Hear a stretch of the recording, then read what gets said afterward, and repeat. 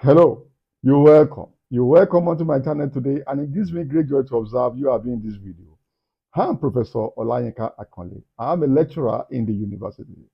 On this channel, I do a number of stuff, but all I do, you can classify them into sociology, research, relationship, and migration. Meanwhile, if you have not subscribed to this channel previously, can you go ahead and click subscribe on your screen right now? So you might be alerted every time I drop new videos, and you might be alerted to benefit from these videos. Go ahead and click subscribe now to join my family of subscribers. Welcome once again. Social thought is what we want to look at today. Social thought is very important to us in sociology because it enables us to understand people, understand them in groups, understand their social processes, understand their thinking, understand how they maintain social order, understand what moderates their actions, understand their history, their context, and their trajectory, understand their culture and interactions. So we are very much interested. You cannot understand people without understanding their social thoughts. So what are social thoughts? Social thoughts are just ideas developed as human beings relate with fellow human beings and relate with their environment in terms of per time or over time. So social thoughts are collectivity of ideas. They are collectivities of ideas or bodies of ideas that emerge, that develop as human beings relate with fellow human beings or as human beings relate with their environmental conditions. Sometimes as they want to progress, sometimes as they want to solve problems, sometimes as they want to achieve order, as they want to achieve change, thoughts develop. As they want to moderate action, as they want to correct action, as they want to achieve harmony, as they want to achieve social order, thoughts develop. And for us to understand people, understand their thoughts are very important. So social thoughts can also be regarded as systematic or abstract thinking about society. Abstract thinking that develops systematically as human beings relate in their societies, as they make sense of their society, as they want to move forward, or they want to subsist part time. So it contains a wide range of ideas. Social thoughts contains a wide range of ideas about society. These ideas, social thoughts, are contained in history, context, experiences of society. Histories, context, changes, experiences of society.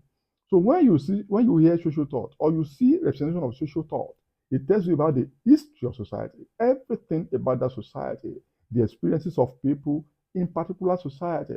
And social thoughts can develop from individuals or can develop as groups relate. But you must understand, because we call it social, thoughts that emerge outside of social interaction cannot be considered to be social. For a thought to be considered social, it must have developed as human beings relate, and it must have been accepted or must have been replicated, must have been deployed and used by a significant proportion of people in that society. Social thought must have affected large number of people and must have been affected by large number of people. Social thought to be considered social thought must affect large number of people in a population, in society, and must have been affected by large number of people. So people seeing it in that society must be able to relate with that thought. Wow. Social thought must have affected not a large number of people and must have been affected by a large number of people as they interact. So it can develop from individuals, but must have been uptaken by a large number of people, or must have been developed and used by groups of people. And social is social because it originates in context of social relations. That's what makes it social. It originated from context of social relations as people relate. And the social thoughts are influenced by histories of society and people, context of society and people, that is the institution, the politics, the social institutions, the religion, the legal framework, the law, and the rest of them. So these are what we call context. That must have been influenced by culture and the thinkers themselves. And this is very relevant, like I said. It's very relevant because it helps us to understand people, social processes, their group, their behaviors, their patterned actions, relations, and codification in their culture. So it's relevant methodologically, and it's relevant theoretically, it's relevant epistemologically and ontologically. So social thought is very relevant to us in sociology. And you can find examples of social thought as they try to maintain social order. This example will include songs, We include wise sayings, words, languages, actions of people, artworks. This artwork I'm putting on now, if you know it, is from the Benin Empire. And far back centuries ago. And from this artwork, I can give you a lecture of over 5 hours talking about the Benin Kingdom or the Benin Empire. And from this, people call it this head of it. Some call it head of Idia, some call it head of Ida. The king, the mother of the king, the Oba of Benin in the 16th century. So if I go into this, I will tell you about culture of a people, history of a people, life of a people, dynamics of a people, a lot of things. So this artwork I'm putting on now is a representation of social thought. We can call this artwork social thought. So it can be represented. So like I said, songs, words, wise saying, proverbs, action, artwork, and materials and non-material, tangible and non-tangible things in proverbs and languages. So sociologists, we are interested in all this across all this spectrum. When people sing, when people use words, when people use proverbs, idioms, wise saying, languages, artworks, materials, you know, it tells us a lot of things about that particular culture and we analyze them. For example, you hear about Ubuntu in Southern Africa. You have because I have. So the concept of Ubuntu, the philosophy of Ubuntu represents social thought. Or you talk about the Japanese, the concept of a kigai, the principle of a kigai, philosophy of a kigai, talking about among the Japanese. That's in itself social thought, which can tell us a lot of things in that society. So if you look at the Benin Kingdom that I've used, for example, the Benin Kingdom, you can look at a lot of things, a lot of artworks in the Benin Kingdom, and all kingdoms also have their own artworks, which represent their history, their beings that can connect their past with this. I love kingdoms. I'm a student of history also. So, by the way, I was the best student in history in my college days. So, this also gives me the understanding of this to bring them to life now that I'm a sociologist. So, this is head of Ida or head of Idia, the mother of the Oba of Benin in the 16th century. Example of social thought. So, and when you look, what are now the characteristics of social thought? What are they? How do we characterize social thought? Number one, social thought is not static; it is dynamic. Like I told you in terms of history, I'm using this artwork from the Benin Kingdom. So, and it's not static, it's dynamic, it's evolutionary. Social thought evolves over time. Social thought evolves over time. It's not static and it develops from social relations as people interact in society. And social thoughts are universal. Every society has bundles of social thought that bundles of social thought that influence their action, that guide their action, that sustain their norms and values, that create social order and social equilibrium in the society. Even though social thoughts are universal, at the same time, they are context specific. And they develop their context, those they are from culture, from experiences. Social thoughts are different from social theory. Theories are more systematic, are more structured, but social thoughts are more general and they are more abstract. The social thoughts are not as scientific as theory, and social thoughts sometimes are motivated by social problems, they moderate social relations, and they guide human actions. And social thoughts teach values, they teach morals, they teach norms, and they are intergenerational. You know, the Benin Kingdom in the 16th century had this artwork. That's it, over many generations. Today, there are new also thoughts emerging in those systems. So they are intergenerational. They change according to generation. And some of them are perpetuated. They are retained. They succeed over time. So if you now look at relationship between social thoughts and theory, it's a question I've been asked over a number of times. So if you look at it now, I've just told you something about the fact that social thoughts are broader than theory. Theories are more focused, they are more systematic. Theories are more proven, and they emerge systematically over time through the process of perspectives, and falsification. I have a video on falsification on this channel. Check it. Falsification. So theories are more specific than social thoughts that are broader. Social thoughts are not proven, but theories are usually proven over time. But theories, I mean, social thoughts can also be codified in theories, and theories can be codified in social thoughts, and social thoughts also can encompass theories, and theories can also encompass social thoughts. So there are strong relationships between social thought and theory. So theories are structured, social thoughts are not so structured. Then what are the stages of social thought? There are many stages of social thoughts. Social thoughts usually develop as folklores. Folklores, just like fairy tales of the past, they develop as folklores, folklores over time.